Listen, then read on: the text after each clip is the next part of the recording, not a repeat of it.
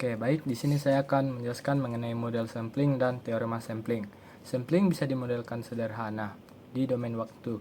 Anggap ada sinyal kontinu xt, lalu kita kalikan dengan deret M plus delta yang berjarak tetap ts. Dengan persamaan xs t sama dengan xt sigma delta dalam kurung t dikurang n ts. Kemudian deret delta ini berarti kita hanya mengambil nilai sinyal di titik T sama dengan NTS, sehingga XS T berisi sampel-sampel diskrit dari XT. Di domain frekuensi, perkalian ini berubah menjadi konvolusi antara spektrum sinyal X, J, ohm dengan spektrum deret delta. Spektrum deret delta berupa deret delta di frekuensi di kalipatan ohm S dengan ohm S sama dengan 2pi per ts. Akibatnya spektrum X, J ohm terduplikasi di sekitar 0 atau plus minus ohm S plus minus 2 ohm S dan seterusnya. Biasanya diasumsikan sinyal band limit, artinya X, J ohm sama dengan 0 untuk ohm lebih besar dari ohm M, di mana ohm M adalah frekuensi maksimum sinyal. Dengan asumsi ini muncul sampling theorem. Sinyal kontinu xt dapat direkonstruksi unik dari sampelnya jika frekuensi sampling memenuhi. Ohm S lebih besar atau sama dengan 2 ohm M, atau dalam Hertz Fs lebih besar atau sama dengan 2 Fm. Batas 2 Fm ini dikenal sebagai batas Nyquist. Secara intuitif, semakin besar ohm S atau Fs, titik sampling makin rapat. Masalah utama yang terjadi ketika syarat sampling teorem dilanggar adalah terjadinya aliasing. Secara singkat, aliasing itu adalah kasus ketika komponen frekuensi tertinggi seolah-olah terlihat lebih rendah setelah disampling. Apabila omega S kurang dari 2 kali omega M, jarak replika antar spektrum di frekuensi akan menjadi terlalu rapat. Jadi saat duplikasi X, J omega itu di sekitar 0 plus minus omega S plus minus 2 kali omega S dan seterusnya akan saling overlap, dan bagian frekuensi yang tinggi akan jatuh ke dalam pita frekuensi yang lebih rendah. Dalam domain waktu, hal tersebut bisa dibayangkan dengan contoh dua sinus. Satu sinus di frekuensi rendah akan berubah perlahan, dan satu sinus di frekuensi lebih tinggi akan berubah lebih cepat. Apabila titik sampling yang terlalu jauh, di mana periode, contohnya di periode Ts, dia terlalu besar, kedua sinus ini bisa menjadi deret sampel xn yang sama persis saat T sama dengan NTS seperti yang ada pada PPT. Artinya, dari data diskritnya saja, sistem digital tidak bisa membedakan apakah sinyal aslinya itu pelan ataukah cepat. Dengan hal ini, akan banyak soal ujian yang lebih sering meminta untuk menentukan TS dan atau omega S saja yang minimum agar tidak terjadi aliasing. Dan strateginya itu pertama, dari deskripsi domain waktu, kita bisa tentukan dan gambarkan spektrum dari X, J, omega. Dan kemudian menentukan X omega M. Kemudian kita menentukan omega M, yaitu frekuensi maksimum, di mana X, J, omega masih tidak nol. Dan yang terakhir itu menetapkan syarat aman, di mana menetapkan bahwa omega S lebih besar dari 2 kali omega M, atau TS kurang dari pi per omega M.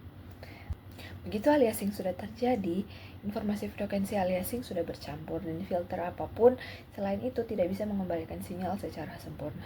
Hal ini yang membuat aliasing menjadi problematika fundamental dalam sampling.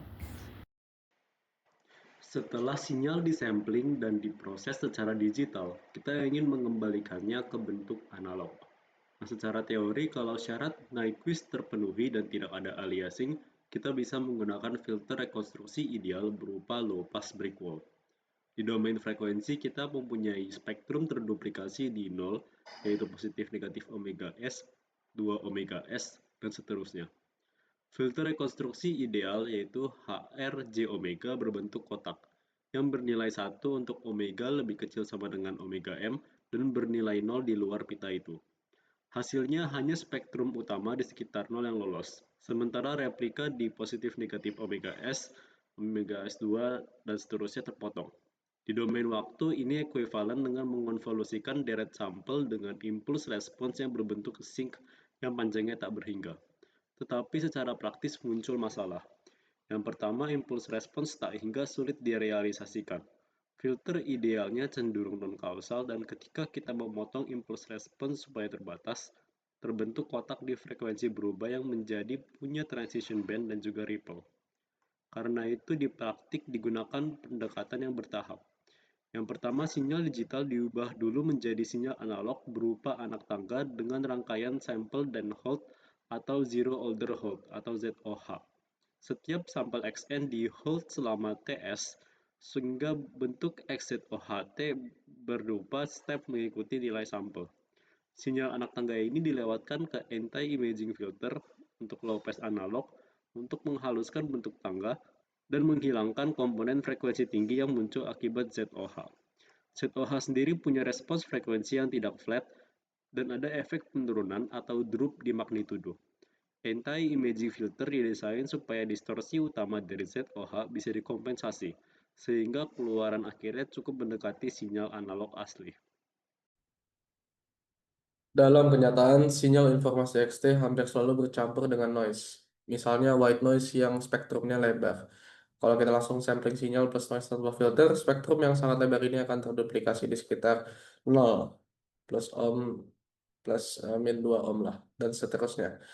Supaya tidak aliasing, secara teori harus minimal 2 kali frekuensi tertinggi noise yang signifikan, yang seringkali tidak realistis. Karena itu sebelum sampling dipasang, anti-aliasing filter analog. Fungsinya adalah membatasi bandwidth sinyal ke lebih kurang sama dengan ohm, mengurangi noise di atas ohm IR, memungkinkan pemilihan ohm S yang memenuhi ohm lebih besar sama dengan 2 ohm. Setelah anti-aliasing filter, barulah sinyal disampling. Biasanya frekuensi sampling dipilih lebih tinggi dari batas 2 ohm, yang disebut oversampling. Dan oversampling itu artinya ohm sama dengan K kali 2 ohm atau K lebih besar dari 1. Keuntungan adalah replika spektrum di frekuensi domain lebih jauh dari spektrum utama. Anti-aliasing filter bisa punya transition band yang lebih besar, desain filter lebih mudah, dan memberi margin terhadap variasi komponen dan ketidaksempurnaan model. Namun oversampling juga punya konsekuensi. Misal, jumlah sampel per detik meningkat dan kebutuhan memori dan komputasi di prosesor digital bertambah. Jadi di level praktis, kita selalu kompromi antara aman dari aliasing dan noise versus efisiensi penyimpanan dan komputasi. Dalam satu rantai sistem pemrosesan sinyal digital, frekuensi sampling sering diubah beberapa kali melalui decimation dan interpolation setelah tahap awal. Analog masuk ke anti-aliasing filter dan itu masuk ke sampling yang oversampling. Frekuensi sampling awal bisa terlalu tinggi untuk perhitungan di DSP sehingga diturunkan dengan decimation atau downsampling. Secara konsep, frekuensinya sampling diubah dari fs1 menjadi fs2 sama dengan fs1 per Q. Sebelum downsampling, sinyal digital dilewatkan ke decimation filter atau low pass digital yang membatasi spektrum supaya setelah omega turun, replika spektrum tidak overlap. Kalau filter kurang tajam, aliasing muncul lagi di domain digital. Sebaliknya, interpolation atau upsampling dipakai untuk menaikkan frekuensi sampling. Misalnya, sebelum konversi balik ke analog, langkah sederhananya adalah menyisipkan 0 di antara sampel dari frekuensi sampling menjadi L kali Fs. Sinyal hasil upsampling dilewatkan ke interpolation filter low pass digital untuk menghaluskan sinyal dan menghilangkan imaging, yaitu replika spektrum baru akibat penyisipan 0.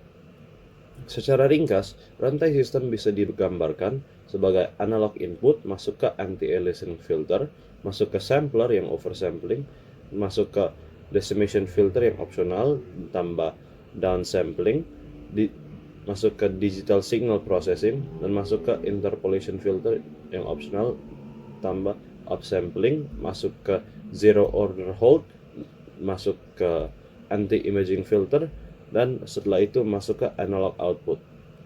Setiap blok terkait langsung dengan problematika sampling, yaitu pemilihan frekuensi sampling yang salah yang menghasilkan aliasing permanen, filter terlalu longgar yang menghasilkan aliasing atau distorsi, oversampling berlebihan yang menghasilkan kualitas baik tetapi tidak efisien, dan decimation atau interpolation tanpa filter yang tepat yang menghasilkan aliasing dan imaging di domain digital. Jadi, ketika membahas sampling dan problematikanya, kita tidak hanya melihat batas Nyquist, tetapi juga kompromi desain di seluruh rantai dari input analog sampai kembali ke output analog.